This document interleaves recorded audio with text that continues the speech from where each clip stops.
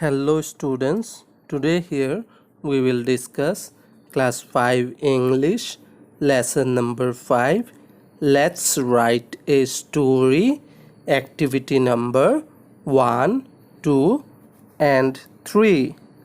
Let's start our discussion with activity number 1. In activity number 1 it is given, choose the correct answer and complete the sentences. Look below, 4 fill in the blanks are given with options beside the blanks. We are asked to choose the correct option and complete these sentences. A. Someone knocked at a dash door. Options are small or big. Do you remember the poem Someone? Let's see the poem once again. See, someone. Someone came knocking at my wee small door. So what is written here? Small. So our correct option will be small. So we will write question number A as someone knocked at a small door. Question number B. The poet looked out in the still dash night. Options are dark or bright. Let's continue reading the poem. Someone came knocking. I am sure, sure, sure. I listened, I opened, I looked to left and right, but not there was a stirring in the still dark night. So the night was dark. So here we will choose dark, and the answer will be the poet looked out in the still dark night. Question number C. Only the dash Beatles was tapping in the wall. Options are lazy, busy. Let's continue reading the poem. Only the busy beetle tapping in the wall. So the beetle were busy, not lazy. So we will choose busy and we'll write the answer as only the busy beetle was tapping in the wall. Question number D. The poet listened and dashed the door. Options are opened or closed. For D number answer, let's read the first 6 lines of the poem once again. Someone came knocking at my wee small door. Someone came knocking, I am sure, sure, sure. I listened, I opened, I looked to left and right. See here, I listened, I opened. After listening, the poet opened the door. So here we will choose opened. The answer for question number D will be the poet listened and opened the door. Okay students, is it clear? Write activity number 1 in your notebook and try to read it. Let's now discuss activity number 2. In activity number 2, it is given, work in pair, read the poem Someone once again. Now, find the words that tells us about sounds. Tell your partner and write them down. One is done for you. Tapping. Here in this activity, you are asked to work in pair and you are asked to read the poem Someone once again. Then you are asked to find out the words that tells about sound and tell your partner and write them down in your notebook. One example for a word that tells us about sound is tapping. Is it clear students? Let's read the poem Someone once again.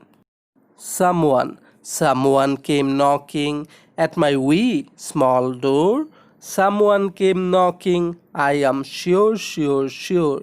I listened, I opened, I looked to left and right, but not there was a stirring in the still dark night. Only the busy beetle tapping in the wall, only from the forest the screech owl's call.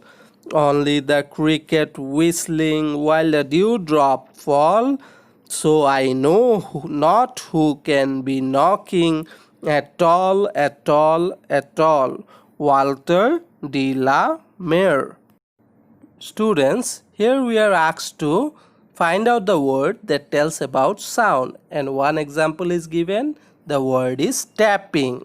Students, when we knock at the door, a sound is produced. So the word knocking can be also written as it tells us about sound.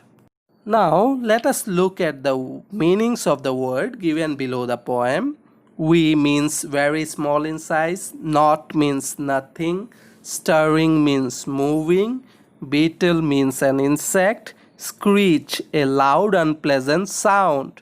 Notice here, screech means a loud unpleasant sound. It tells us about sound. So we can write screech. Then thereafter the word is cricket. It means a small jumping insect that makes a loud sound. The word given next is whistling. It means making a musical tune with lips. Whenever we make a musical tune with lips, it creates a sound. So we can write the word whistling. Okay students, is it clear? So we have got 4 words that tells us about sound. One was given as tapping. Next, number 2 we got knocking. Number 3 screech, and number 4 is whistling. Okay students, these are the 4 words that tells us about sound. Now let's discuss the last activity of the day, activity number 3. In activity number 3, it is given match the words which are similar in meaning. Here you are asked to match the pair of words which means the same or which has same meaning. We call these words as synonyms. A synonym is a word or phrase with a meaning that is the same as or very similar to other words or phrase. When two words have same meaning or phrases that have same meaning, they are called synonyms. Okay students, now let's match the words with their synonym pairs. Now first word is we. We means small. We have already got this word in the meaning. And similarly, look, the word tiny also means small. So both we and tiny have similar meaning. So we will match we with the word tiny. Next word is listen. When we listen, we hear.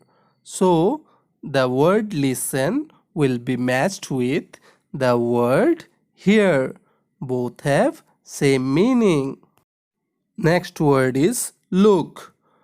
Look means we are looking or watching something. See, look and watch. Both have same meaning. Both we can use by interchanging the word. So we will match the word look with watch. Next word is forest. So forest we also call it as jungle. Jungle and forest means same. So we will match the word forest with jungle. Now only one pair is left. The last word is call, and the remaining word in the other column is cry. So call, cry. We can call by crying too. So it has almost similar meaning. So we'll match the word call with cry.